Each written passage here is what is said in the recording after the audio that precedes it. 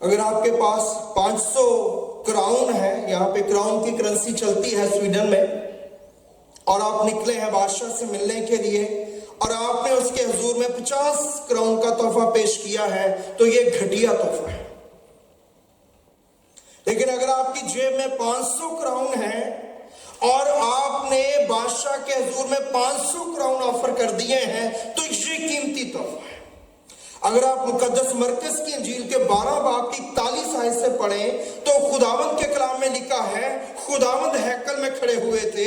اور لوگ جو ہے وہ چندے ڈال رہے تھے اور بڑے بڑے امیر لوگ آ کے بڑے بڑے چندوں کی تھیلیاں پھینک رہے تھے، اور یہ سب کچھ وہاں پہ ہو رہا ہے اور خداوند وہاں پہ موجود ہیں، اور وہاں پہ کلام میں لکھا ہے ایک عورت آئی ہے، ایک تو وہ بیوہ ہے، دوسری وہ کنگال اور غریب ہے، اور جب وہ آئی ہے اور اس نے ایسا کچھ ڈالا ہے کہ کسی نے اس کو نوٹس بھی نہیں کیا، تو اس کی پوزیشن دیکھ کے، اس کی حالت دیکھ کے، اس کے ہاتھ میں تو کوئی ایسی بھاری چیز نہیں ہے خدا کے حضور میں ہیکل میں چندہ ڈالنے کے لیے،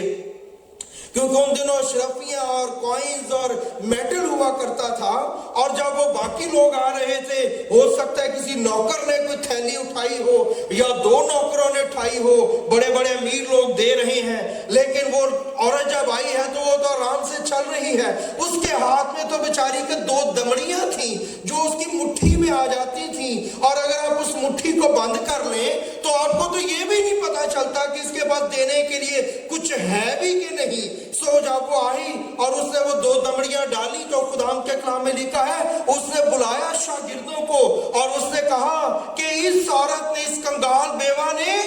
سب سے زیادہ ڈالا ہے،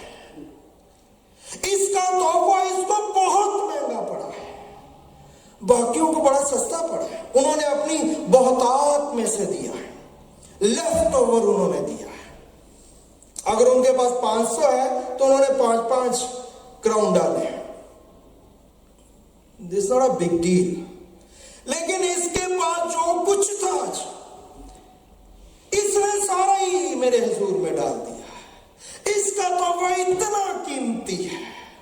اور اس کا انعام کیا ہے اس کنگال بیوہ کا، باقی کسی کا ذکر نہیں ہے، لیکن اس کنگال بیوہ کا ذکر کیا گیا، الہام میں اس کو جگہ دی گئی، اور آج جگہ جگہ پوری دنیا میں لاکھوں مرتبہ لوگ اس کے بارے میں منادی کر چکے، لوگ اس سے انسپائر ہو